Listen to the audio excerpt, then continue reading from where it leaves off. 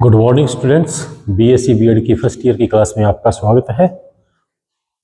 अभी तक हमने सवालों के बारे में अध्ययन कर रहे थे, सवालों के विशेषताओं के बारे में, सवालों के जनन के बारे में, सवालों के प्राप्ति स्थान के बारे में, इनके बारे में जो बातें कर रहे थे। अभी तक अपनी दो सवालें हो चुकी है, वॉलबॉक्स और नोस्टूम। दो सवालों के बारे में अध्ययन किया अभी तक। आज अपने एक नई सवाल को लेकर चलते हैं।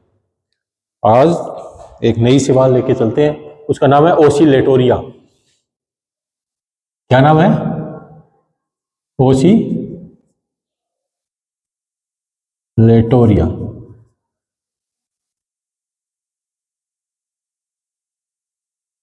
वैसे ओसिलेटोरिया के बारे में ज्यादातर दो प्रकार के क्वेश्चन बनते हैं।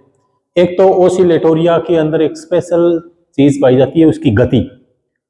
तो ओसिलेटोरिया में कितनी प्रकार की गति होती है, या ओसिलेटोरिया के थैलस संगठन किस प्रकार का होता है, उसके बारे में वर्णन करो।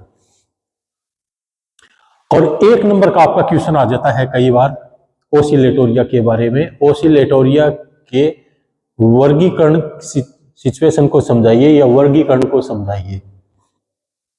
तो वर्गीकरण स्थिति या क्लासिफिकेशन पोजीशन किस प्रकार की होती है ओसिलेटोरिया की, वो बोल देंगे। तो ओसिलेटोरिया का जो किसके अंदर रखा गया है, इसको किंगडम में रखा गया है, प्रोकैरियोटा किंगडम में रखा गया है।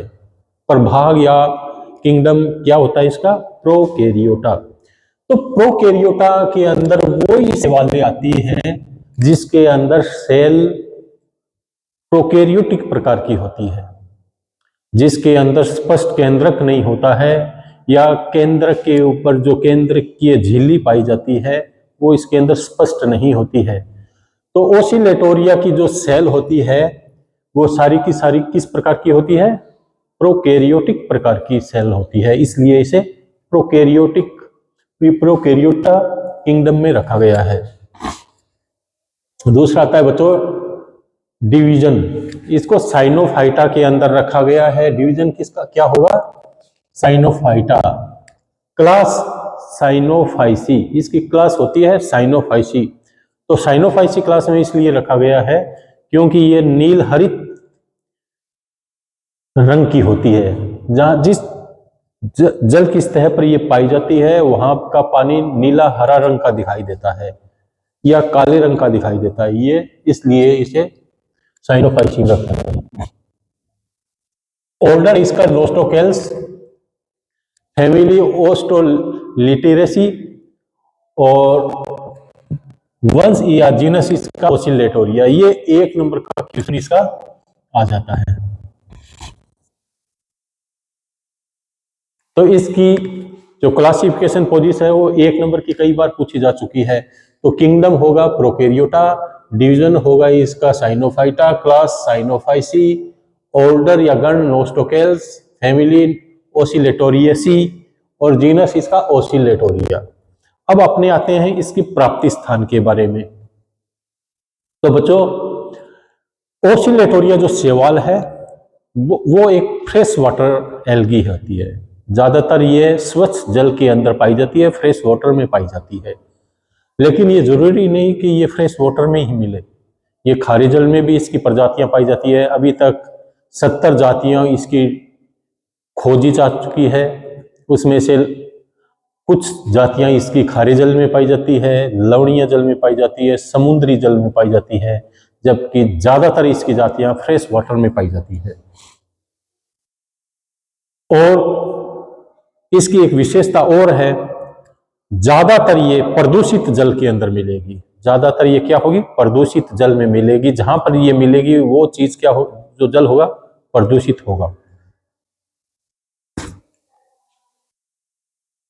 ये कहां पर पाई जाती है? नदियों, नहरों, गड्ढों, तालाबों या सड़े गले कार्बनिक पदार्थों पर ये इसकी प्रजातियां पाई जाती है। कुछ इसकी जातियां होती है जो धान के खेतों में, चावल के खेतों में पाई जाती है, और ये वहां पर नाइट्रोजन फिक्सीकरण का कार्य करती है, नाइट्रोजन स्थिरीकरण का कार्य करती है। कुछ इसके नुकसान होते हैं, कुछ इसके फायदे होते हैं। जैसे कि जहां पर ये पाई जाती है वहां का जल क्या हो जाता है, प्रदूषित हो जाता है। लेकिन ये बदले में ऑक्सीजन रिलीज करती है, इसलिए हमें ऑक्सीजन का फायदा मिलता है और नाइट्रोजन स्थिरीकरण का कार्य करती है, इसलिए इसका कुछ फायदा हो जाता है। अब इसके अपने थैलस संगठन के बारे में पढ़ेंगे। इसका जो थैलस संगठन होता है वो क्या होता है बच्चों, एक पंक्तिक होता है, अशाखित होता है, और जो तंतुनुमा इसका ट्राइकोम होता है, और इस ट्राइकोम के ऊपर म्यूसिलेज का एक आवरण पाया जाता है जो पारदर्शी होता है, जो स्पष्ट दिखाई नहीं देता है। और इसके तंतु सीधे भी होते हैं, मुड़े भी हुए भी होते हैं, विसर्पी भी प्रकार के होते हैं, अलग अलग प्रकार के पाए जाते हैं। और जल के अंदर जब ये इसका रंग किस प्रकार का दिखाई देता है, नीला, हरा या काले रंग का दिखाई देता है। अब इसका ट्राइकोम किस प्रकार का होता है उसमें देखते हैं अपने। इसका ट्राइकोम ज्यादातर क्या होता है, सीधा होता है।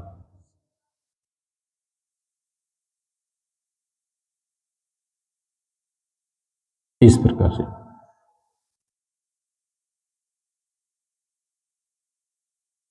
इसका ट्राइकोम इस प्रकार से पाया जाता है।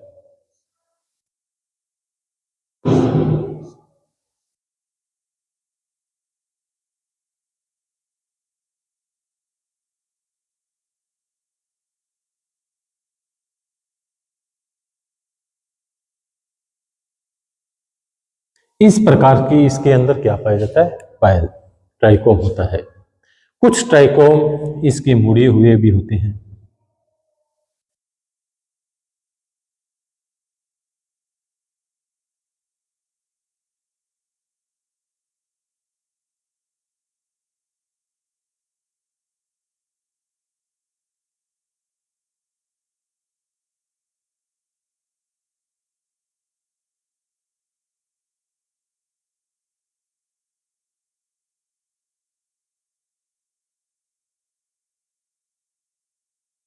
कुछ ट्राइकोम इसके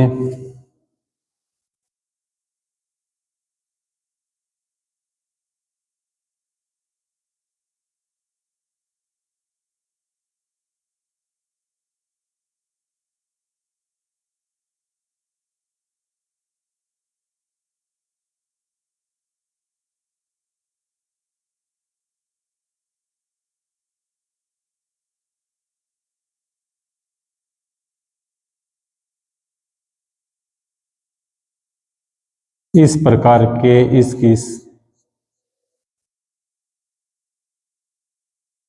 इसके ट्राइकोम इस प्रकार के होते हैं। जो ऊपर की जो सेल होती है उसे एपिकल सेल बोला जाता है। एपिकल सेल या कैलिप्ट्रा, एपिकल सेल या कैलिप्ट्रा बोला जाता है, और ये अलग अलग सेल होती है। जो ये सेल होती है, इन सेल के बीच के अंदर किसी भी प्रकार का संकीर्णन नहीं पाया जाता है, किसी भी प्रकार का संकीर्णन नहीं पाया जाता है। लेकिन कुछ अपवाद के रूप में भी इस प्रकार के शैवाल पाए जाते हैं जिसके अंदर संकीर्णन पाया जाता है, जिस प्रकार इस प्रकार।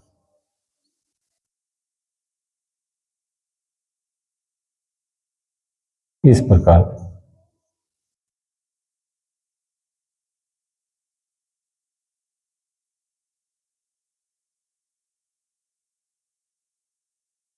जो दो पट होते हैं इनके बीच में कुछ सेलों में संकीर्णन पाया जाता है, जबकि ज्यादातर सेलों के बीच के अंदर, ज्यादातर कोशिकाओं के बीच में जहां पर पट होते हैं वहां पर संकीर्णन का अभाव होता है।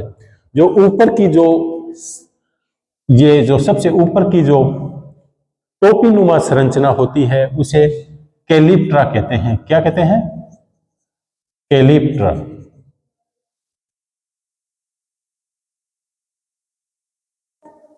ये ऊपर की सेल क्या कहलाती है, कैलिप्ट्रा कहलाती है। बहुत ही कम ऐसे तंतु होते हैं, ट्राइकोम होते हैं जो अकेले पाए जाते हैं। ज्यादातर ये तंतु क्या होते हैं, आपस में उलझी हुई अवस्था में रहते हैं, ज्यादातर उलझी हुई अवस्था में रहते हैं, एक साथ कॉलोनी बना के ये तंतु पाए रहते हैं।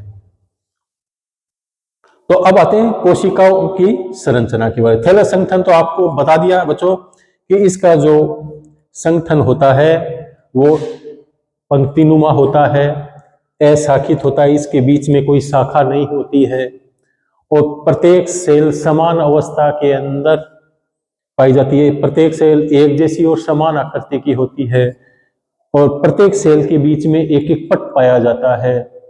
प्रत्येक पट के बीच में क्या होता है, संकीर्णन का अभाव होता है, संकीर्णन नहीं पाया जाता है, लेकिन कुछ अपवाद के रूप में शैवाल पाई जाती है, ओसिलेटोरिया की प्रजाति, जिसके अंदर प्रत्येक सेल के बीच में संकीर्णन पाया जाता है।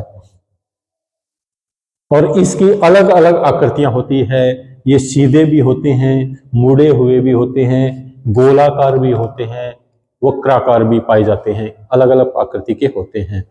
अब कोशिका संरचना के बारे में बच्चों, इसकी जो कोशिका संरचना होती है, मैंने आपको पहले भी बताया कि इसकी कोशिका संरचना एक प्रोकैरियोटिक प्रकार की होती है। उसकी जो सेल होती है वो ज्यादा विकसित नहीं होती है, उसके अंदर जो केंद्रक का अभाव होता है, जो केंद्रीय द्रव्य होता है, उसके ऊपर केंद्रक की परत नहीं पाई जाती है।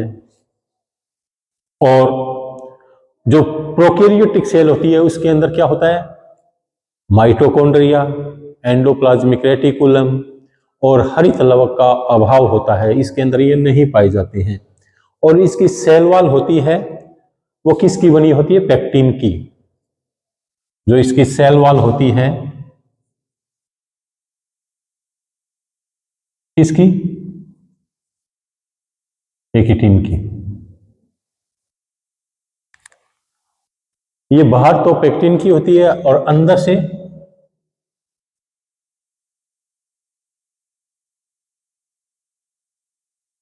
जो सेल वॉल होगी बाहर से तो पेक्टिन की होगी और अंदर से म्यूकोपेप्टाइड की बनी होती है। और इसके अंदर जो पिगमेंट होते हैं, chlorophyll A, carotene, xanthophyll, phycobilins आदि, इसके अंदर क्या पाए जाते हैं, पिगमेंट्स पाए जाते हैं। और ये अपने पिगमेंट की सहायता से ही क्या करते हैं, भोजन का निर्माण करते हैं। पिगमेंट और प्रकाश और पिगमेंट की उपस्थिति में क्या करती है, ये CO2 और जल से कार्बोहाइड्रेट में बदल देती है। ये CO2 प्लस H2O को पिगमेंट की उपस्थिति में किस में बदल देती है, ग्लूकोज में बदल देती है। और बदले में क्या रिलीज करती है, ऑक्सीजन रिलीज करती है। ये बदले में क्या रिलीज करती है, ऑक्सीजन रिलीज करती है।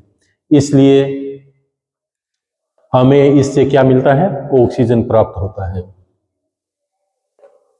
अब आते हैं अपने गति के बारे में। बच्चों, इसके अंदर 3 प्रकार की गति होती है। कितनी प्रकार की गति होती है, 3 प्रकार की गति पाई जाती है। जो सबसे इंपॉर्टेंट टॉपिक है इसका, ज्यादातर पेपर में अपने पूछा जा चुका है कि ओसिलेटोरिया में कितने प्रकार की गतियां पाई जाती है। ज्यादातर 3 या 4 प्रकार की 4 प्रकार की गतियां इसमें पाई जाती है। कितनी प्रकार की, 4 प्रकार की गतियां होती है। पहली गति होती है दोलन गति। ओसिलेटोरिया में गतियां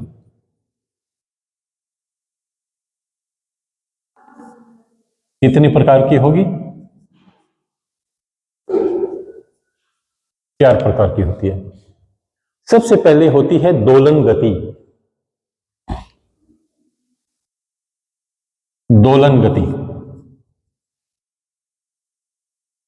दोलन गति को अपने ओसिलेटिंग गति भी कहते हैं।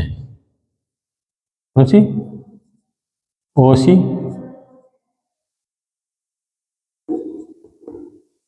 ओसिलेटिंग गति कहते हैं। दोलन गति को ओसिलेटिंग गति कहते हैं। और ओसिलेटिंग गति कौन सी होती है, जो दीवार घड़ी होती है उसका जो पेंडुलम होता है, दीवार घड़ी का पेंडुलम होता है ना, वो इस प्रकार दोलन करता रहता है। तो उस गति को क्या कहते हैं? ओसिलेटिंग गति कहते हैं। और इस गति के आधार पर ही इस शैवाल का नाम क्या पड़ा? ओसिलेटोरिया पड़ा। ये ओसिलेटिंग गति होती है ना, इसके आधार पर ही इस शैवाल का नाम क्या पड़ा? ओसिलेटोरिया,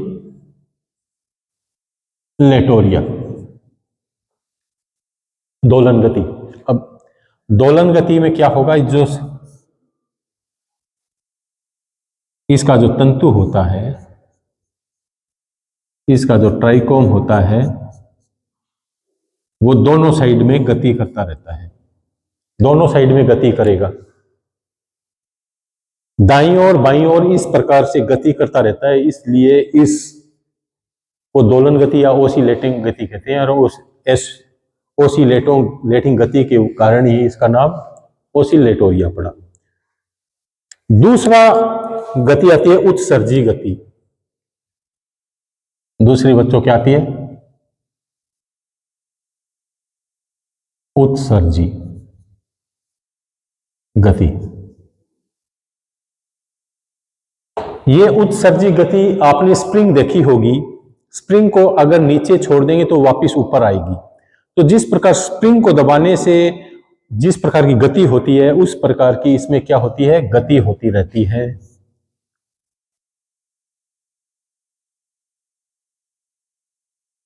जिस प्रकार स्प्रिंग को दबाने से नीचे और ऊपर इस प्रकार जो गति होती है, उसे क्या कहा जाता है? उत्सर्जी गति कहा जाता है। तीसरी गति आती है विसर्पी गति। कौन सी बच्चों? विसर्पी गति।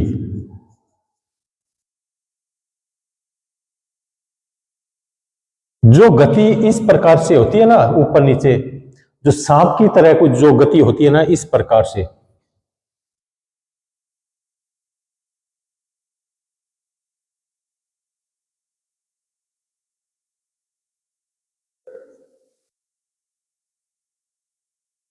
वो विसर्पी गति कहलाती है। तीसरी, जिस प्रकार सांप चलता है ना, इस प्रकार की जो गति होगी वो क्या होगी? विसर्पी गति होगी। और नेक्स्ट होता है घूर्णन गति। लास्ट चौथा कौन सा होता है?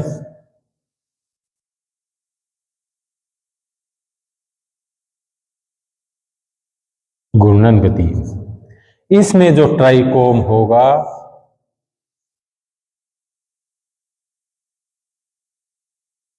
वो इस प्रकार या इस प्रकार क्लॉकवाइज या एंटी क्लॉकवाइज घूमता रहता है। ये होता है ना पेंडुलम जैसे, ये पेंडुलम है, तो इस प्रकार से या इस प्रकार से क्लॉकवाइज या एंटी क्लॉकवाइज इसके अंदर ये घूर्णन करता रहता है। तो इस प्रकार की गति क्या कहलाएगी?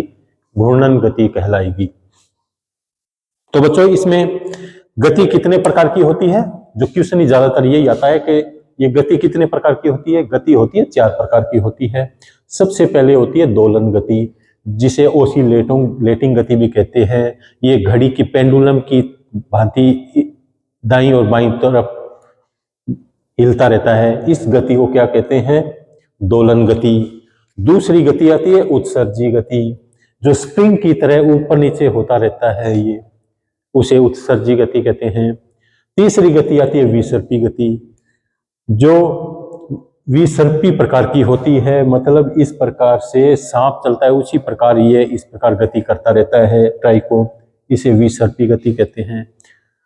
चौथी गति आती है घूर्णन गति, जो क्लॉकवाइज या एंटी क्लॉकवाइज ऊपर का जो सिरा होता है, ट्राइकोम का ऊपर का सिरा होता है, वो घूमता रहता है।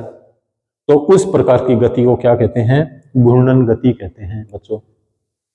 तो इसमें 4 प्रकार की गतियां होती है और ज्यादातर यही क्वेश्चन पूछा जाता है। आपके 3 नंबर का क्वेश्चन आता है कि ओसिलेटोरिया की गति के बारे में बताइए, और ये कई बार पूछा भी जा चुका है। तो आज अपने ओसिलेटोरिया के बारे में पढ़ा कि ओसिलेटोरिया के अंदर